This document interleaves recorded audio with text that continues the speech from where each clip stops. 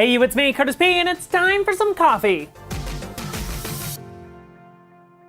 Into some quick news here. Looks like the iPhone 8 might be getting a Touch ID sensor after all. New videos online show off that they're actually testing out a rear-mounted Touch ID sensor at the factory. The 10-second long video shows off a person actually pressing their finger down on the Touch ID sensor, and then the iPhone actually responding and putting up a bunch of codes on the screen. Now, the iPhone 8 was expected to actually ditch the fingerprint scanner overall and actually move to a facial scanning system, so maybe Apple's just not quite sure about that facial recognition system quite yet, and they're going to be defaulting to a Touch ID on the back but facial recognition on the front. So far it's a 50-50 here whether or not there'll be Touch ID on the next phone. The big rumor, of course, was that Apple was going to put it under the display of the next iPhone, but all the different rumors have pointed to the fact that Apple just wasn't able to do that. So they've decided to go ahead with facial recognition, but maybe they haven't given up on Touch ID just yet. Another interesting video that's leaked online shows off iPhone gesture controls built into iOS 11. These videos were discovered deep within the iOS 11 beta. The first video showing off sliding from right to left on the lock screen, actually invoking Control Center instead of the camera. The second video here showing off access to the multitasking system, much like the iPad. Simply swipe up from the bottom of the display and you'd get access to the multitasking cards. Now, this could be a way for Apple to get away from the home button altogether. A lot of rumors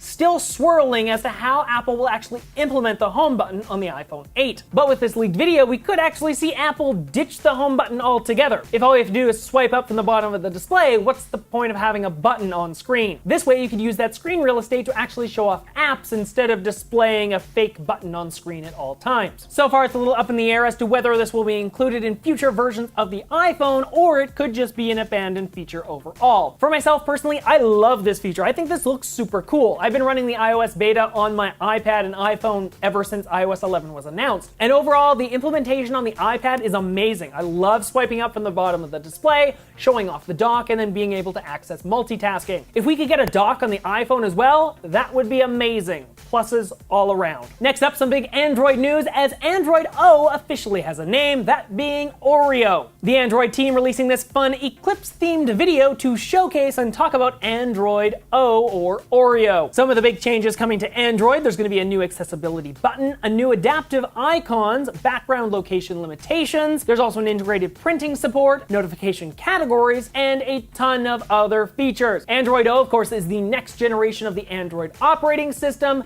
that is currently being released. Next up, if you own a DJI Spark drone, well, there's a mandatory update coming out right away, and if you don't update, your drone's probably not going to fly again. In a statement released by DJI, all Sparks have to be updated to the new firmware by September 1st. This update bringing a number of new changes, including improved battery management, DJI goggle integration, and improved palm launch functionality. Now, if you actually don't upgrade your Spark in time, DJI has stated they will disable your Spark until you do that. So if you own a DJI Spark, it's, well, 100% recommended you upgrade to the new software, because otherwise you'll just have a paperweight on your hands. And last for today, some very interesting news about a rumor that sort of died a long time ago, but now a new photo online sort of re-sparked it. These new blurry photos show off what could be a real-life Apple TV. The photos show off a 60-inch TV display with an Apple logo on the back. These photos have been circulating around on Chinese social networks over the past couple of weeks, and rumors of such a device have been going around for years. Now, the big push for all of these Apple TV rumors happened back in 2011 when Walter Isaacson published his Steve Jobs biography. In the biography, Steve Jobs stated, "I'd like to create an integrated television set that is completely easy to use. It will have the simplest user interface you could imagine." Now, so far, nothing from Apple has actually shown up about this device, and really all we've seen is an updated Apple TV box. No actual 60-inch Apple TV to put on your wall. And it's highly believed that Apple actually ditched this entire project back in 2015. It'll be really interesting to see. Maybe this device is still something Apple is working on and we could see it in the near future. Or, of course, the flip side, these photos are completely fake. Kind of a 50-50 right now. And with that, we arrive at the end of the video for today. So hopefully you guys enjoyed that. If you did, make sure you hit up that like button and, of course, subscribe to the channel, as I'm working on releasing new videos just like this every week. You can also find other videos just like this on screen right now, or of course visit my website curtisparody.ca for links to all of my social media accounts.